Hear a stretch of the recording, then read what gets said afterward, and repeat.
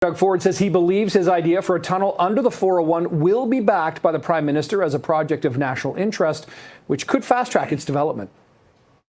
Do you really think Prime Minister Carney is going to back your Highway 401 tunnel? Is that a project in the national interest? I believe he will. Has he said anything to you about it? I just believe he will. But how is it a national project? Isn't this kind of like a pet project of yours? Well, considering it's the busiest highway in North America and 50% of the GDP comes through Toronto, and it's costing us $58 billion of lost productivity, I think it's pretty national.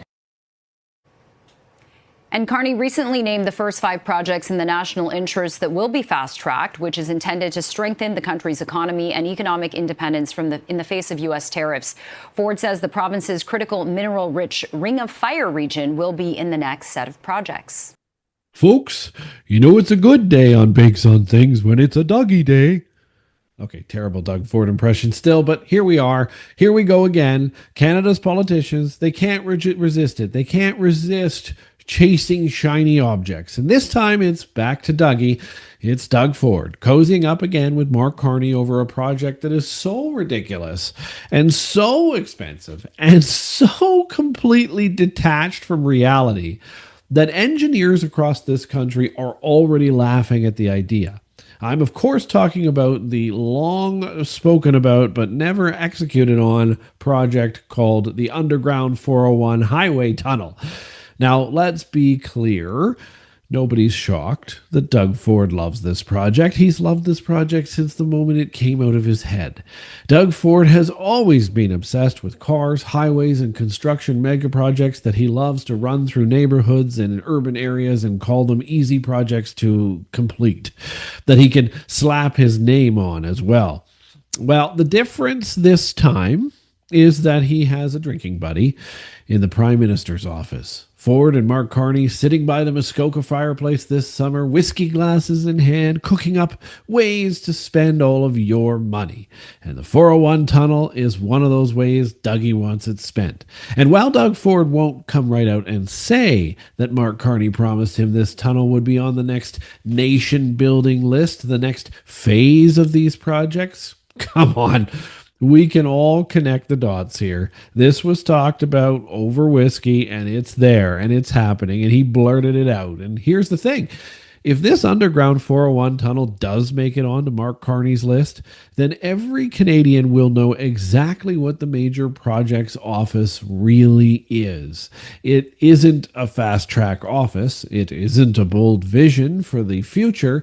It's entirely a propaganda machine designed to repackage projects already happening in most cases and hand out credit to the Liberals and potentially Doug Ford, their friends, as well. This tunnel would expose the whole charade for what it actually is, which is just simple, pure, unadulterated government waste, bureaucracy, and fantasy dressed up as nation building.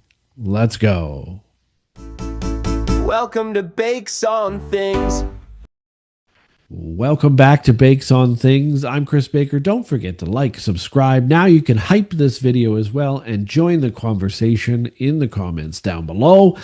Let's start with the logistics of this whole 401 tunnel before we get into the Major Projects Office, because this project falls apart the second you stop daydreaming and start looking at reality. The 401 is already one of Canada's busiest highways and one of North America's for that matter. It carries more than 400,000 vehicles in a single day in some stretches. The idea of building a massive underground tunnel to relieve the congestion on that highway sounds like it's a nice in theory idea, but think about what that actually means. What would it take to build something like this? I mean, we are talking about digging under one of the most densely populated, heavily developed corridors in all of North America, let alone the entire country of Canada. This isn't empty farmland to just shoot a highway through. This is suburban sprawl, industrial parks, and neighborhoods stacked right up against the Highway 401. To build an underground tunnel, well, you would actually need years. You would need years, and I mean decades potentially. All of it of prep work alone. You'd need to move utilities. You'd need to move water lines, gas lines. You'd need to move sewer systems for that matter. You'd need to find ways to keep the existing highway open. You can't just close it. You'd have to keep the existing highway open while digging beneath the damn thing. Every step of that creates more costs, more delays, and far, far more disruption than we even see today. And look, engineers, if you talk to them, already say this isn't just ambitious, it's borderline and damn near impossible. The soil conditions, the groundwater, the sheer scale of the excavation that this would actually require make this project one of the most expensive infrastructure fantasies ever dreamed up by any premier in the province of Ontario. You're not just building a tunnel, you're building a labyrinth, essentially, underneath the busiest highway in Canada and one of the busiest in North America, in one of the toughest construction environments imaginable. How would this even work? And then think about the money related to all of this as well. Let's talk about the money, because the reality is the province is broke and the country's even more broke. Infrastructure projects in Canada already have a reputation for runaway costs. Think about these ones that have already been in progress that are running away and running way over budget. Just look at Ottawa's LRT, light rail transit, a project that ballooned in cost, was years late in its delivery, and still barely functions. Look at the Muskrat Falls Dam in Newfoundland. This one's huge. It was supposed to cost $6 billion to build and ended up north of $13 billion, more than double its original budget. So imagine now, knowing that, just those two projects, knowing those two projects, now imagine multiplying that kind of mismanagement by 10. That's the underground 401 tunnel. We're not talking billions here. We're talking tens of billions, and we might even be talking over 100 billion once all the hidden costs, all the environmental studies, all the lawsuits this is going to cause, and all the other delays begin to pile up.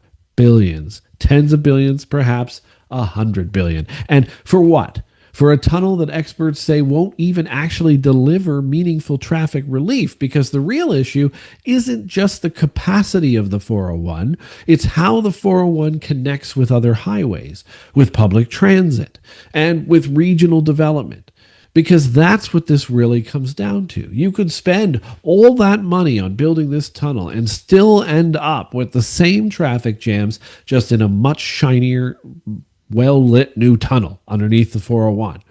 This is what makes it the ultimate money pit. Let's just be honest. Let's call a spade here. And taxpayers will spend billions on this. Don't you even believe for 1 second that you won't. Contractors and consultants will get rich out of this. Politicians will hold ribbon cuttings and photo ops on every stretch of the 401 tunnel that gets started. And Canadians will instead still sit in traffic. And this is the problem with this country. What's the case for this? I mean, what is the real case for this project?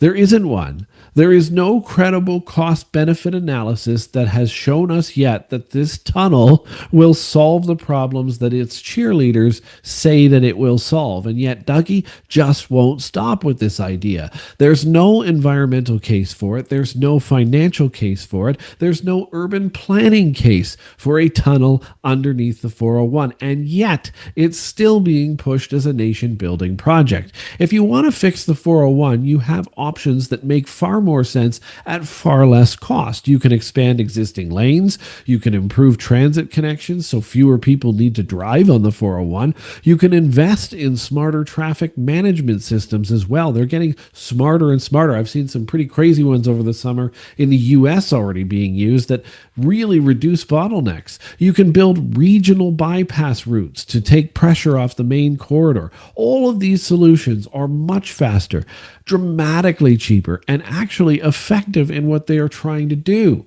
But an underground tunnel? Like, really?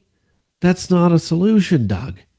That's a legacy project. That's you putting your name on something. That's Doug Ford wanting his name on something so big and shiny that he can point to it in speeches and in campaign ads down the road, and long after he retires say, I'm the one who did that.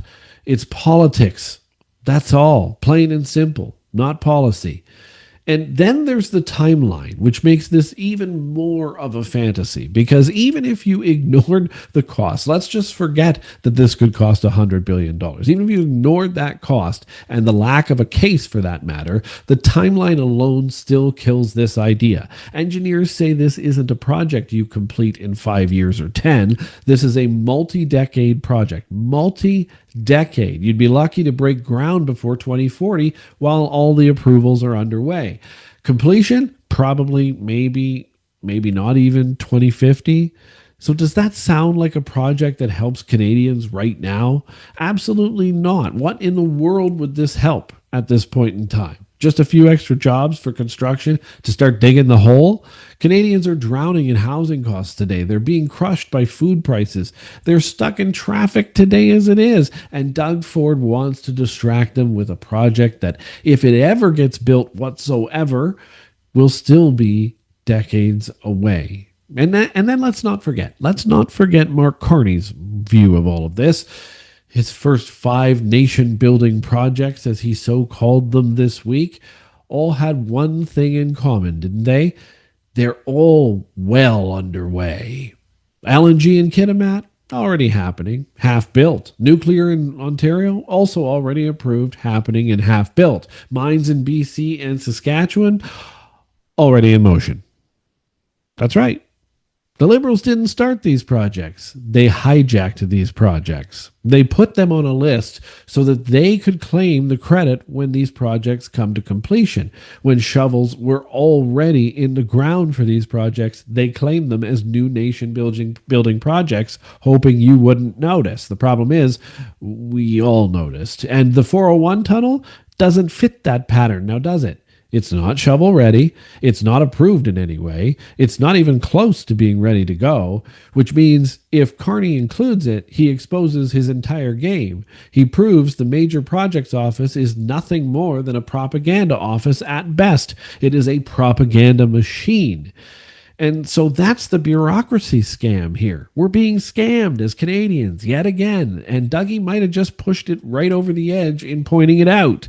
Because let's not forget the bureaucracy around the Major Projects Office. The MPO, as they call it for short, was supposed to fast track approvals. But in reality, every project it's working on right now already has approvals. And in reality, it's another layer of government. That's what it is. Another group of bureaucrats paid 6 figures to shuffle paper around and hold meetings. If you think an underground tunnel project under the nation's biggest highway, for that matter, would get streamlined through that office, I've got a bridge I want to sell you right now. It's just sitting outside if you want it. Let's talk. The truth is, this office is a stall tactic. It's all it is. It's a stall tactic that lets the Liberals look like they're doing something while burying projects under even more red tape, because that's how this country has worked for more than a decade, and it's worked for them before. It's designed to drag things out so long that they can milk the credit for decades, even if nothing actually ever gets built or completed. And that's exactly what this tunnel would be. A bureaucrat's dream, for that matter, a taxpayer's nightmare for all of you and I, and a politician's photo op.